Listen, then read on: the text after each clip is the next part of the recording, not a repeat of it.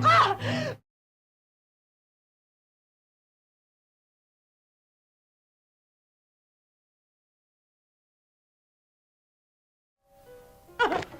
Natasha, ang ginagawa mong yan, makakasama sa kondisyon mo. Alalahanin mo, anak You natin. bastard! You don't even deserve to be the mother of my child! Ano pa ba ang gusto mong mangyari? Kung ano-ano nang... Huwag kang tatanggi! Huwag mo palalabasin na isang malaking sinungaling ang kapatid ko! Ipagsisigawan ko sa buong San Miguel na ang asawa ng mayor at ang asawa ko! Umiwas tayo sa gulo! Eh di natakot ka na sa mundong ginawa mo! Eric! Yan! At itong asawa ko!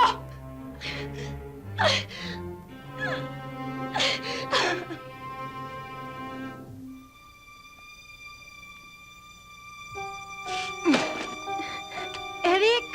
Eric! Eric!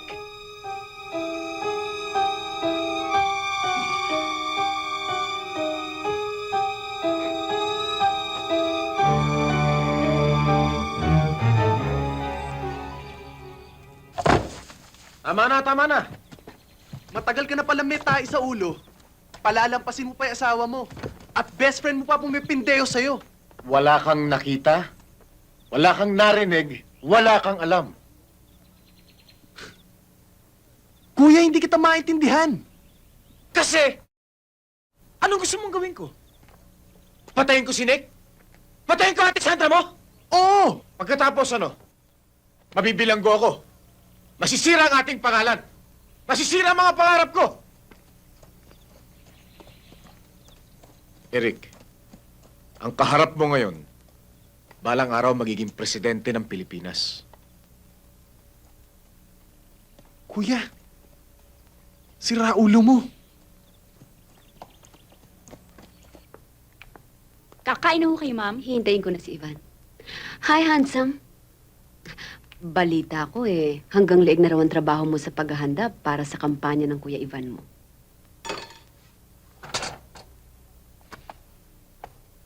Eric, hindi ka pa tapos, Biglang sumama ang pakiramdam ko.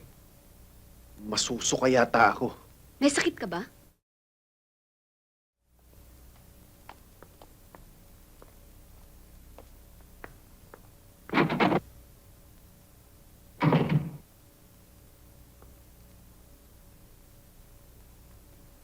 Ma'am, narito na ho si Miss Lopez. Patuloyin mo. Tuloy ho kayo, Miss Lopez. Natasha, napasyal ka. Malapit na yan, Tika, sit down. Ang kapal na mukha mo. Pinag-uusapan ka na sa buong probinsya, lumalantad ka pa sa publiko. Kung may natitira kang kahihiyan, pwede ba umalis ka na sa bayang to? Mga agaw ng asawa. Malis ka na. Ikaw ang umalis. Mahiya ka nga sa pamilyang to. Huwag mo kong turuan kung ano ang dapat kong gawin. Ano ba pakialam mo sa buhay ko? Meron. Malaki. Inagaw mo si Nick. Ang lalaking inahas mo, nagkataon asawa ko lang naman. Hindi ka pa ba nasisiyan sa isang lalaki? Sino pa, Alexandra? Sino-sino pa sa mga lalaki sa bayang ito ang pinapipida mo habang nakahilata ka sa kama? Sino? Aalis ka ba o hindi? O baka naman gusto mong tumawag pa ako ng pulis? You're a nymphomaniac. Wala ka ebidensya. Huling-huli ka ng kapatid ko at hindi nagsisinungaling si Vanya. Sabihin mo na ang lahat ang gusto mong sabihin pang-iinsulto. Pero hindi ako bababa sa kinatatayuan mo. Natasha, naturingan ka pa namang edukada at lahat, pero bastos ka. Puro kababuyan ang lumalabas sa bibig mo. Kawawa ka naman. Dahil ginawa mo na ang lahat, hindi ka pa rin masikmura ng asawa mo. You're really a... Kaya pala hindi pa kayo nakakasal ni Nick. Buntis ka na. Walang hiya ka. Natasha, please. Ivan, itilit mo ang mga mata mo. Please. Umalis ka na. Anong klaseng lalaki ka? Pumapahig kang pagtaksila ng babaeng to? She's disgusting. She should be thrown out of this house, Ivan. Natasha, nagkakamali ka.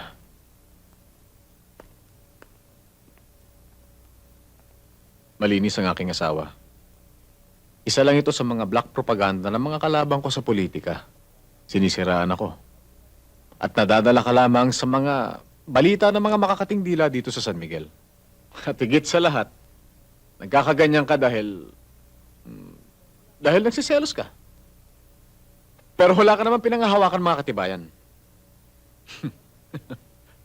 O sige. Bigyan mo ako ng mga ebidensya. At paniniwalaan ko ang lahat ng sinasabi mo laban sa aking mahal na asawa. Niloloko ka na nga ng asawa mo, nagbubulag-bulagan ka pa. Magsisisi ka, Ivan.